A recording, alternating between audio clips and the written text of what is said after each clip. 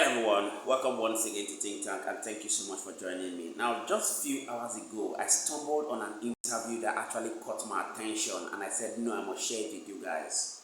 Of Daniel Bwala, who happens to be one of the spokesperson of President Bola Tinubu's government. And in that interview, he was doing his best, like we all know what every Nigerian politician would do to defend President Bola Tinubu's government back to back. Now, for those of you who do not know, Daniel Bwala was one of the frontline critics of President Bola Tinubu, who went ahead to call him a drug baron many years ago. He also criticized the Muslim ticket of President Bola Tinubu and Shetima. But guess what? In this interview, the interviewer asked him a very apt question, and boom, you need to see how he began to spill a lot about President Bola Tinubu's government. The interview asked him that, why is it that the APC government is afraid of Peter Obi? Boom! Daniel Bwala began to say all manner of things against Peter Obi. And a lot of things he said has sparked reactions on the internet. I'd like you to take a look at this video, sit back and listen to it with rapt attention. But please, don't go anywhere because I'll also be coming back to give my own deep analysis about what I observed about what Daniel Bwala said in that video. Do your best to share this video to those you think who want to see it. Also touch the like button as a means of courtesy for the good work we do to keep you continually posted. Don't go anywhere, I'll be coming back to give you my own thoughts about it. Came to 2019. I can't remember that individual. The person that came 2019, his name is Nicholas Felix. And he's nowhere to be found. No. In 2023, yes, he ran for the APC primaries as the youngest candidate. But my idea is that he's nowhere to be found. Nicholas, you just mentioned, I'm sure many of our viewers are hearing the name for the first time. The top person in 2015, nobody could remember him. But Peter Obi has become like the bride of the moment. He's not like the official president that everybody tries to attack. What is the problem? Why is APC afraid of Peter Obi? Nobody is afraid. Let me tell you. No. You see, that's the danger of journalism. Conclusion. It is easier. It's better way to say people perceive. If you say you guys are afraid, you have concluded, and you don't have data. The data is clear. What is it? The data there is that Peter Obi has not left you guys' mouth. Every moment, every now and again. So let me ask you, has Peter Obi kept his mouth shut? He cannot keep his mouth shut. So if you don't know cities, we cannot join issues. He's acting more like a citizen. Everybody that can criticize the work of the government, and that's what he's doing. Yes. Acting like an opposition, criticizing the work of the government. So when the opposition, you guys are against him, we want to make sure that everything about Peter Obi is killed down. When Peter Obi opened his mouth and say anything, yes, you guys in the media used to call us and say Peter Obi says so thing. What is the reaction of government? That's the reason we talk. Nobody knows Peter Obi. I am saying, at least I'm sitting here speaking to you and I speak on my own honor. Everything you see me say on Peter Obi to counter whatever he said, I was contacted, and you will see in the reportage, I was contacted, what is your reaction to what this person say about government? My job as a spokesman of the president is to speak on his behalf. I don't have to wait for him to say, go and speak. I am image maker for the presidency. Under his image. It is my duty to counter. And Peter Obi is a master of fake news. You will not agree, but I'm saying this was the fake news he has. Okay, so for example, every data that Peter Obi reels out against the government will be proved to be wrong. And Peter Obi will come to his Twitter and say, okay, there's a mistake in the data, but that the general information is the same. There is no Peter Obi's tweets that I've known so far that he came back and said there is a mistake in his so data. Let me ask, he reels out the fact of the matter of are you obedient? I'm for everybody out there. You are not. You are obedient. And I'm happy to engage with obedience because through you, I will reach the largest population of the obedient. Let me tell you about Peter Obi. Peter Obi is a Nigerian citizen I personally respect because he is also concerned about Nigeria. That's why he's talking. But just because he's concerned about Nigeria does not mean everything he says, he's saying it from an unbiased point of view, because he has an interest. What is his interest? To be president. So if you have an interest to be president, the natural thing is, as an opposition, is to undermine the government and promote yourself. He's not undermining the government. He's undermining What he's doing is, how can I read that fact? If they killed 200 people in Borno, and I come out and tweet that 200 people were killed in Borno, that this insecurity is getting out of hand, why the president is not doing anything about it? And if they kill somebody in Onitsha, then that day his tweets doesn't work. There's no anything outside of the southeast, Peter Obi is the first to do town cry. Anything that happens in the southeast, people will come to his tweet and say, "We didn't wait for you to talk." There are many of his tweets regarding southeast that he has tweeted about. There are many. I am telling you, well, let me come. What we are speaking are fact based. Yes. You have always lied on conscience. I'm telling you facts that can be taught and verified. The reason why Peter Obi, whenever he says something and we're asked, we have to join issues to state the record straight. But personally, I want Peter Obi to run now. He ran in, first of all, after I left APC, the first person to call me was Obasanjo, President Obasanjo, to work for Peter Obi. So if Peter Obi didn't like me, they won't be the first. I was in London. And I declined because I didn't like certain things about the perception it's really now. Or like a lot of them. Fake news, I said it and I'm repeating it. Misinformation, disinformation. And then the most important one is national interest. His self-interest far outweighs the national interest. What do I mean by national interest? There are certain things that if the government does, that is for the good of Nigeria, even from the opposition side, look at around the world, acknowledge it at least. That is one. Number two, when something bad happens to the corporate image of Nigeria, people who have national interest, they protect their country.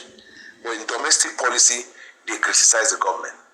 He is happy to discredit Nigeria. And when he does not discredit, anytime he travels outside Nigeria, the first thing he does is to demarcate Nigeria. There is no way such a man can repair. Your house cannot be on fire and go out there and try to say your house is. So I'm happy I mentioned the house. It's not the right thing. He's saying the right things. I'm happy. And the people could I'm happy you mentioned about house. Labour Party is his house. It has been on fire. Has he said anything in the outside like the way you talk about Nigerians? He does. What do you want him to say about Labour Party? In the same way he say about Nigeria when Nigeria is on fire. Labour Party is a party, and there's a head of the party. There are leaders. Nigeria is a country, and there is a head of Nigeria. Nigeria is under scrutiny by everybody. Labour Party is not under scrutiny. Labour Party is a party. It's like APC and should not be scrutinized. They can handle their matter within themselves. Oh, so if it is Labour Party, it's within themselves. Why not in Nigeria within ourselves? How does Labour Party itself affect an average Nigerian out there? Labour Party doesn't concern anyone. Labour Party, they are like Labour Party are not Nigerians. They are vehicle to get someone into a political position. Nigeria is a vehicle. Nigeria is a vehicle. Nigeria affects everybody downwards. Yes, Labour Party affect Nigerian citizens that are inside. No. Tell me how Labour Party affect Nigerians. Because the members of Labour Party are not chimpanzees and monkeys. They are human beings. They are Nigerian citizens. They have rights, liabilities, and responsibility. And two, decision of Labour Party affect the families of Labour Party members. Three, Labour Party owes the Nigeria as a nation a duty to be a formidable opposition. Instead of it to be looking at APC, you are looking at the Labour Party. This is the problem I'm talking about, that you guys are focused. It's not Labour Party that is only in existence. So there are many other political parties that are in existence. And why are you focused on Peter Obi and his party? So it's only Nigeria that is in existence in the world. There are problems in Bangladesh, Afghanistan, and America. What's my business with Bangladesh so and Peter America? Obi don't talk about it, talk about Nigeria. What's their business with them? But then the Labour Party doesn't talk about Labour Party. It doesn't. Labour Party is a party. It doesn't have anything. There's nothing Labour Party that affects me. I'll be ready to engage with you when you deconstruct your mind to look at things from the same prism. The whole look at it. Let me tell you, the whole party. Yes. If a party, Labour Party is an entity in Nigeria. The whole party. Yes. If a party, Labour Party is an entity in Nigeria. Yes. It's a registered political party. Like many other political parties. If Peter Obi is going to be political parties also. If Peter Obi is going to be president, yes. If he's going to be, it is only because Labour Party will give him platform. That is the importance of political party, no matter how small it is. Now he contested in Labour Party in 2023. Yes. He may not use the same platform. It's a platform. So that means if he becomes president and there's problem in Nigeria, he will now go and become president of Cote d'Ivoire. That one is different. Cote d'Ivoire is different. You're mentioning another country. We are talking about Nigeria. Why will it see? You see, no matter how you rigmarole, the point is to be made. One, if you are going to be a good leader, people look at it from your decision, from your perception, and from your example. Are you saying Peter Obi is not a good leader? So you're concluding. What you're doing is your mind is not prepared for conversation. Your mind is prepared to push an agenda. If you're asking me a question, I listen because I want to also have engagement. Your mind, you are not comfortable to receive the truth, so you fight the truth by saying something. I am saying that Peter Obi needs to do more to win the generality of Nigerians. In fact, when this project Peter Obi was started, it was started by the Yorubas, if you don't know. Obasanjo to Fêâr and the rest. The plane didn't even take off before the obedient converted it into an Igbo agenda. And that is the problem that Peter Obi had. He was asked to discountenance some of the things that the people were saying. He said he will not, that when people they're angry, you can't tell them what to do.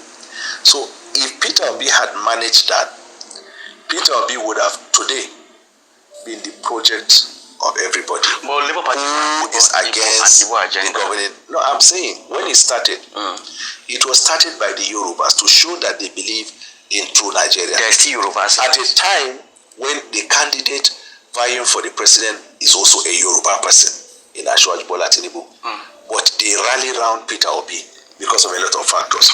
I said the plane, while it was taxiing before takeoff, the obedient people in social media, you can't see them. They now took it into becoming an Igbo agenda, and as soon as the plane took off, they started losing more people. Nobody took it at Igbo agenda. I'm talking of facts. Okay, let me ask you of these facts. Have you come across a fact that Peter Obi was asked that the people on social media, his social media, they are abusing people who have the contrary opinion to him. They are abusing people and promoting Igbo agenda. And when he was called upon to discountenance them, Peter Obi said that he doesn't know them, he doesn't control them, but that when people are angry, you cannot control how they react. That is perfectly correct. If people are angry, do you control how they react? Moreover, you are saying that the obedience are the one insulting. But I see that the APC people are the ones doing more of the insult. You've seen it for yourself. Now, when I watched that video, it made me to remember a discussion I had with somebody on Sunday. That was about 4 or 5 days ago. Actually, he happens to be a politician. He was in government previously many years ago, and he saw a lot of cars. But trust me, the person I was having that discussion with, which I will not mention his name for the purpose of this video, is actually very broke now. And he went ahead to confess something to me that obviously resonates with the video you just watched. He said that when they were in government, the truth is that regardless of what the government does, they would always be silent at it. They will always keep a blind eye to it. And that is exactly what is happening in the nation. Whenever a person is in government, regardless of what the government does, they will always feel very adamant. They will always feel like everything is all okay. Why? Because they are benefiting directly from the government. And that makes me to always come out and say that most of us, not just in politics, in Nigeria, are sycophants. That's the gospel truth of it. Now, when I listened to this interview, I took away some valid point, by the way, of what Daniel Bwala said when he went ahead to say that one of the things that you can look out for in a true leader is the fact that the person must always come out and speak truth to power, even when it is not in line with some of the things he is saying, that he must have the interest of the nation at heart. And I asked Daniel Bwala a question. I said that, see, despite the fact that you are a spokesperson to President Bola Tinubu, how many times have you ever come out to accept that the APC government has done wrong to Nigerians? Your duty is to defend President Bola Tinubu, like he said in the video. His duty is to be an image maker of President Bola Tinubu, as good as that is. But the truth is that you must always come out to accept the wrongs of the government if what you said in that video is actually true. Yes. We'd like you to do your best to drop your thoughts in the comment section. Let's get to know what you think about the interview and the expositions of Daniel Bwala as against the actions of Peter Obi, who happens to be the presidential candidate of the Labour Party. and we shall continually be here to serve you. But please, if you know you're new to the station, do your best to smash the subscribe button. Let's get to know what you think about the words of Daniel Bwala that has sparked reactions on the internet, and we shall continually be here to serve you. Many thanks indeed to all our viewers and returning subscribers. We truly don't take it lightly. My name again is Moses, and this is Think Tank. See you on our next video.